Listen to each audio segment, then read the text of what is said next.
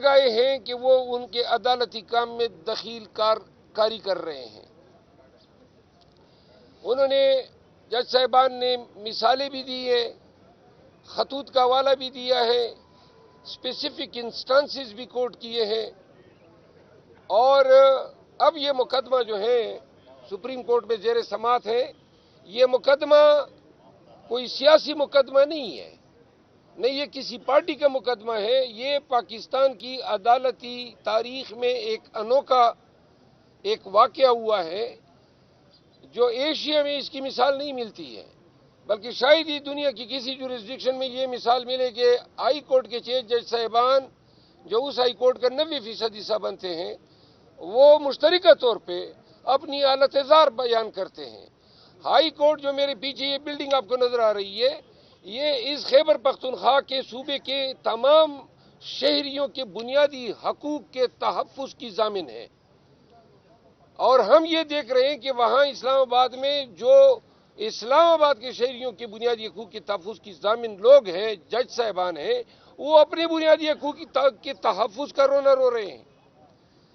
پاکستان تحریک انصاف اور پاکستان کے تمام عوام عدلیہ کی پشت پہ ہیں۔ ہم اتنا چاہتے ہیں کہ عدلیہ میں دخل کاری نہ ہو کسی قسم کی، کسی پارٹی کے حق میں نہ ہو، کسی پارٹی کے خلاف میں نہ ہو، انصاف ہو اور عدلیہ انصاف کرنے میں مکمل آزاد ہو۔ یہ ہمارے خان کا خواب بھی ہے، یہ چیرش ڈیزائر بھی ہے۔ پاکستان تحریک انصاف کی جو حقیقی آزادی کا جو نعرہ ہے یہ اس کی تعبیر بھی ہے۔ تو لہٰذا عید کے فوراً بعد اگر خان صاحب ابھی رہا نہیں ہوتے ہیں عید سے قبل، تو عید کے فوراً بعد پاکستان تحریک انصاف ملک بھر میں احتجاجی تحریک چلانے جا رہی ہے۔ احتجاجی تحریک کا شیڈول شاید ہم رمضان میں ہی اعلان کر دیں، لیکن چونکہ ضمنی الیکشن بھی آ رہے ہیں تو ان ضمنی الیکشن میں بھی ہم مکمل پارٹیسپیٹ کریں گے، بالخصوص پنجاب میں جہاں جہاں ضمنی الیکشن ہوں گے وہاں ہم جا کے کمپین بھی کریں گے اور جلسے بھی کریں گے۔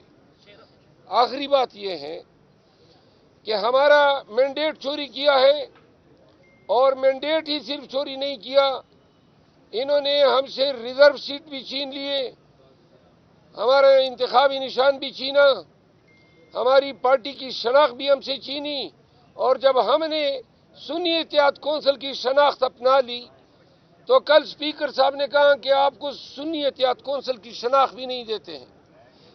تو لہٰذا پاکستانیوں یہ روپ آپ دیکھ لیں پی ایم ایل این کا، یہ ان کی پارلیمانی سیاست ہے، یہ ان کی جمہوریت کے دعوے ہیں، یعنی کہ اپوزیشن سے ان کو یہ بھی گوارا نہیں ہے کہ ہمارا کوئی ایک پارٹی کا پلیٹ فارم ہو، اور اس لیے حکومت کے ان رویوں کے خلاف اور حکومت کے جاری جبر تسلسل کے خلاف انشاءاللہ پاکستان تحریک انصاف عید کے فوراً بعد مزاحمت بھی کرے گی اور احتجاج بھی کرے گی۔ شیر افضل مروت صاحب کیا کہیں گے جو 6 ججز نے ہائی کورٹ کے لیٹر لکھے سپریم کورٹ کو، تو آپ کیسا دیکھتے ہیں؟ کیا یہ جو شوکت صدیقی کا فیصلہ آیا ہے اس کے بعد یہ ججز بولے ہیں کھل کے یہ نہیں یہ لیٹر پہلے لکھا گیا تھا؟ کیونکہ شوکت عزیز صدیقی نے تو 2019-20 میں بتا دیا تھا کہ یہ مداخلت ہو رہی ہے۔ 2019 میں بتایا تھا، اور جب وہ صدیقی صاحب یہ بتا رہے تھے تو اس وقت یہ جج صاحبان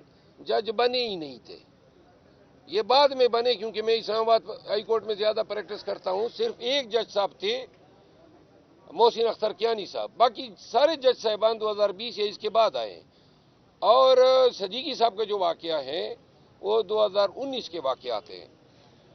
یہ جو صدیقی صاحب کا فیصلہ آیا ہے، اس فیصلے کی توقع کسی کو ایسی نہیں تھی، اور اس فیصلے کے بڑے دور رس اثرات ہوں گے، کیونکہ صدیقی صاحب نے کل کے ڈنکے کی چوٹ پہ راولپنڈی بار سے خطاب کرتے ہوئے انٹیلیجنس ایجنسی اس وقت کے ڈی جی سی جنرل فیض کو مورد الزام قرار دیا تھا بینچ اس کی کانسٹیٹیوشن کے حوالے سے۔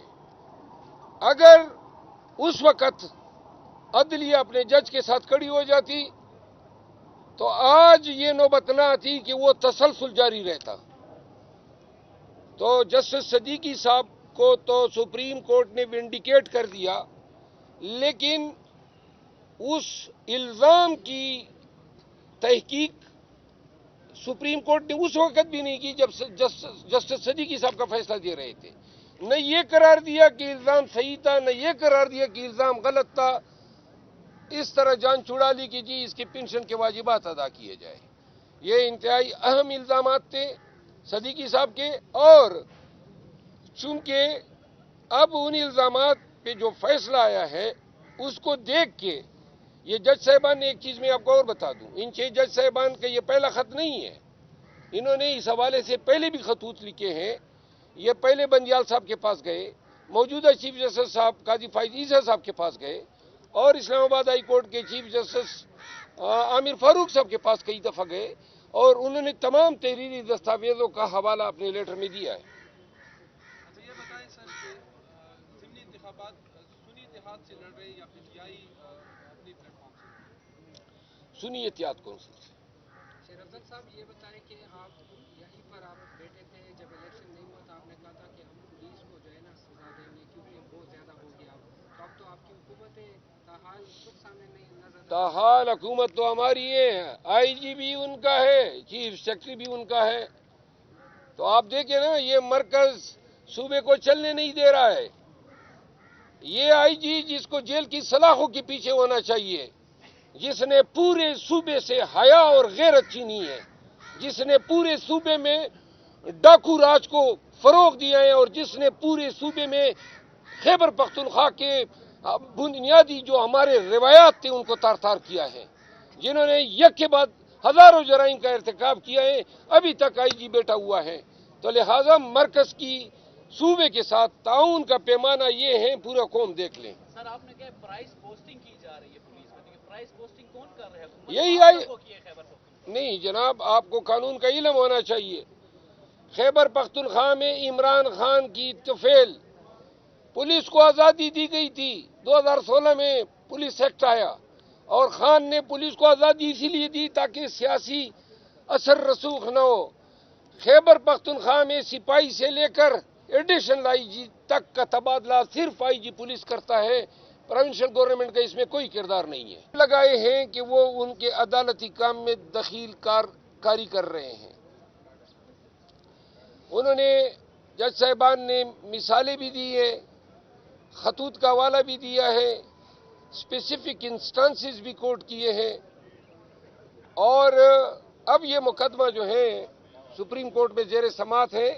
یہ مقدمہ کوئی سیاسی مقدمہ نہیں ہے، نہیں یہ کسی پارٹی کا مقدمہ ہے. یہ پاکستان کی عدالتی تاریخ میں ایک انوکھا ایک واقعہ ہوا ہے جو ایشیا میں اس کی مثال نہیں ملتی ہے، بلکہ شاید ہی دنیا کی کسی جورسڈکشن میں یہ مثال ملے کہ ہائی کورٹ کے 6 جج صاحبان جو اس ہائی کورٹ کا 90% حصہ بنتے ہیں، وہ مشترکہ طور پہ اپنی حالت زار بیان کرتے ہیں.